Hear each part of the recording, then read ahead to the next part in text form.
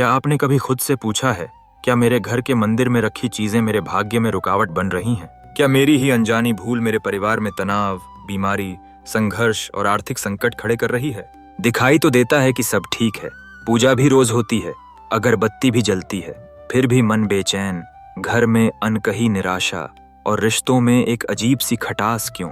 और यही वो बिंदु है जहां श्री कृष्ण का उपदेश आपको झकझोर देता है। अशुद्धता वहीं से शुरू होती है जहां श्रद्धा सो जाती है और आदतें जाग जाती हैं। आज मैं आपको उन 7 चीजों के बारे में बता रहा हूं जिन्हें घर के मंदिर में रखना वर्जित माना गया है। और ये कोई अंधविश्वास नहीं, बल्कि मनोविज्ञान, ऊर्जा ज्ञान और कृष्ण की जीवन दृष्टि पर आधारित गहरी सच्चाई है। क्योंकि मंदिर में रखा हर तत्व आपके अवचेतन, आपके वातावरण और आपकी कर्म शक्ति को प्रभावित करता है। इसलिए आज की यह बात आपके लिए अभी इसी पल जरूरी है। यह आपके परिवार के सुख, आपकी आर्थिक प्रगति और आपके मानसिक संतुलन से जुड़ी है।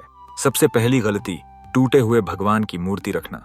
कृष्ण कहते हैं, ऐसी छवि जो स्वयं खंडित हो वह आपकी ऊर्जा भी खंडित कर देती है। हर बार जब आप उस मूर्ति को देखते हैं, आपका मन अनजाने में उसी टूटी हुई ऊर्जा को अपने भीतर दर्ज कर लेता है और यह टूटन धीरे धीरे आपके आत्मविश्वास, आपके फैसलों और रिश्तों की स्थिरता को प्रभावित करने लगती है। कई घरों में सालों पुरानी टूटी मूर्तियां आदत में रखी रहती हैं। कभी किसी ने दिया था, कभी कहीं से लेकर आए थे।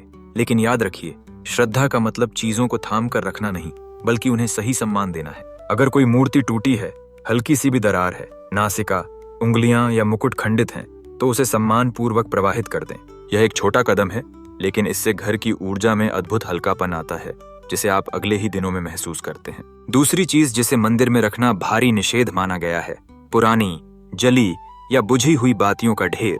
क्या आपने नोट किया है कि कई घरों के मंदिर में दिए के आसपास जली हुई रुई की गांठें जमा रहती हैं? देखने में सामान्य लगती हैं, पर श्री कृष्ण स्पष्ट बताते हैं, जड़ता वहीं बसती है जहां पुरानी ऊर्जा को हटाया नहीं जाता।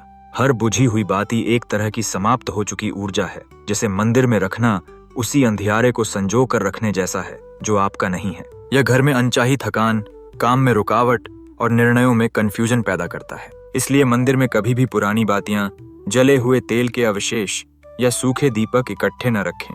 रोज सफाई करें, क्योंकि जहां प्रकाश है वही दिव्य उपस्थिति बनती है। तीसरी गलती, बहुत अधिक मूर्तियां एक ही जगह रखना। आपने लोगों को कहते सुना होगा, अधिक भगवान अधिक आशीर्वाद। लेकिन कृष्ण का संदेश उल्टा है। अधिक भीड़ भक्ति को भ्रम बना देती है। जब मंदिर में 10-15 मूर्तियां एक साथ रखी जाती हैं, तो पूजा में ध्यान भटकता है, ऊर्जा विभाजित होती है और मन एकाग्र नहीं हो पाता। आपकी इच्छा शक्ति सबसे तेज तब चलती है जब आपका ध्यान एकाग्र हो। इसलिए मंदिर को शांत, सरल और सुसंस्कृत रखें। कम मूर्तियां पर पूरी श्रद्धा, यही संतुलन है। चौथी गलती, काले, गंदे या पुराने कपड़े से ढके भगवान। कृष्ण कहते हैं, जो स्वयं प्रकाश है उसे अंधकार में मत लपेटो। लेकिन कई घरों में भगवान पर ऐसे कपड़े चढ़े होते हैं जिनका रंग फीका पड़ चुका होता है, जिन पर धूल जमी होती है या जो महीनों से बदले ही नहीं गए। कपड़े ऊर्जा का माध्यम होते हैं। जब वे मैल से भरते हैं, वे उस नकारात्मकता को सोखकर वातावरण में फैला देते हैं। इसलिए मंदिर में साफ, हल्के और सत्व गुण बढ़ाने वाले वस्त्र ही रखें। इसमें बदलाव करने से घर की मानसिक स्थिति में तुरंत हलचल महसूस होती है। एक हल्कापन, एक स्पष्टता, एक शांत विश्वास। अब 5वीं चीज, घड़ी, मोबाइल, चाबियां या कोई भी सांसारिक वस्तु मंदिर में रखना। आपने देखा होगा, कई लोग पूजा करते करते घड़ी या मोबाइल वहीं रख देते हैं। सोचते हैं अभी तो थोड़ी देर ही है। लेकिन याद रखिए, मंदिर वह स्थान है जहां मन को संसार से मुक्त किया जाता है, न कि उसे संसार की चिंताओं से भरा जाता है। कृष्ण कहते हैं, जहां साधना है वहां विक्षेप मत लाओ। घड़ी समय की चिंता लाती है, मोबाइल संसार का शोर, चाबियां जिम्मेदारियों की दौड़, ये सारी ऊर्जा मंदिर की शांति को बाधित करती है। मंदिर वह स्थान होना चाहिए जहां आप बिल्कुल खाली होकर खड़े हों, ताकि कुछ नया, कुछ श्रेष्ठ आपके भीतर उतर सके। छठी वस्तु, किसी दिवंगत व्यक्ति की फोटो मंदिर में रखना। यह बात कई परिवारों को कड़वी लगती है, पर सच्चाई बहुत गहरी है। मंदिर जीवंत ऊर्जा का स्थान है, जहां प्राण, उत्साह, विकास और प्रकाश का प्रवाह होता है। दिवंगत आत्माओं की तस्वीरें स्मरण, आदर और प्रार्थना के लिए होती हैं, बट मंदिर के लिए नहीं। कृष्ण कहते हैं, जीवित ऊर्जा को मृत ऊर्जा के साथ मत बांधो। अगर किसी प्रियजन की फोटो मंदिर में है, तो वह आपकी प्रार्थना की दिशा बदल देती है।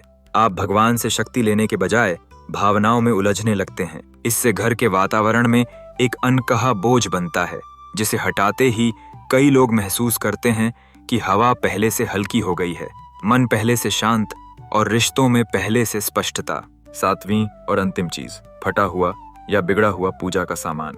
इसमें फटे आंचल, पुराने आसन, खराब फूल मालाएं, चिपकी राख, टूटी घंटियां सब शामिल हैं। कृष्ण का बहुत सीधा संदेश है, अव्यवस्था ईश्वर की नहीं, मन की दूरी है। अकिते तत्तम असमनिस्य। जब मंदिर में फटा या बेकार सामान जमा होता है, यह संकेत देता है कि हमारा मन भी बिखरा है, असंगठित है और हमने श्रद्धा को आदत में बदल दिया है। इन्हें हटाते ही मन एकदम स्पष्ट होता है, जैसे भीतर का बोझ अचानक उतर गया हो। अब आप सोचिए, इन 7 चीजों में से कितनी आपके मंदिर में मौजूद हैं? क्या आपको लगता है कि इन छोटी छोटी चीजों का आपकी जिंदगी की बड़ी समस्याओं से कोई संबंध नहीं है? लेकिन श्री कृष्ण बार बार यही समझाते हैं, जिन्हें तुम छोटी गलती समझते हो वही सबसे बड़ा परिणाम बदल देती हैं। मंदिर केवल पूजा की जगह नहीं है, यह आपकी आत्मा की दिशा तय करने वाला द्वार है। जब वहाँ अव्यवस्था होती है, ऊर्जा रुक जाती है। जब वहाँ थकान वाली चीजें जमा होती हैं, भाग्य भारी हो जाता है। जब वहाँ टूटी या नकारात्मक वस्तुएं रखी होती हैं, जीवन की राहें उलझने लगती हैं। और जब वहाँ स्पष्टता होती है, पवित्रता होती है, ताजगी होती है, मन शांत, विचार स्थिर, घर सुरक्षित और कर्म शुभ होने लगते हैं। तो आज अभी इसी वक्त एक निर्णय लीजिए, क्योंकि बदलाव कल नहीं आता, बदलाव तब आता है जब मन अभी तय करता है कि अब और नहीं।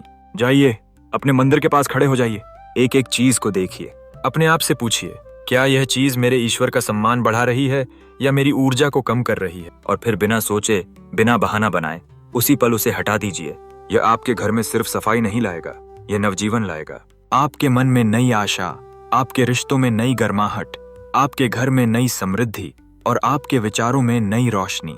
क्योंकि श्री कृष्ण का संदेश बहुत सरल है, जहाँ मन पवित्र है वहाँ जीवन समृद्ध है। आज ही अपना मंदिर शुद्ध कीजिए और देखिए कैसे आपका भाग्य आपके सामने खुलने लगता है, एक नए भरोसे, एक नए प्रकाश और एक नई शुरुआत के साथ।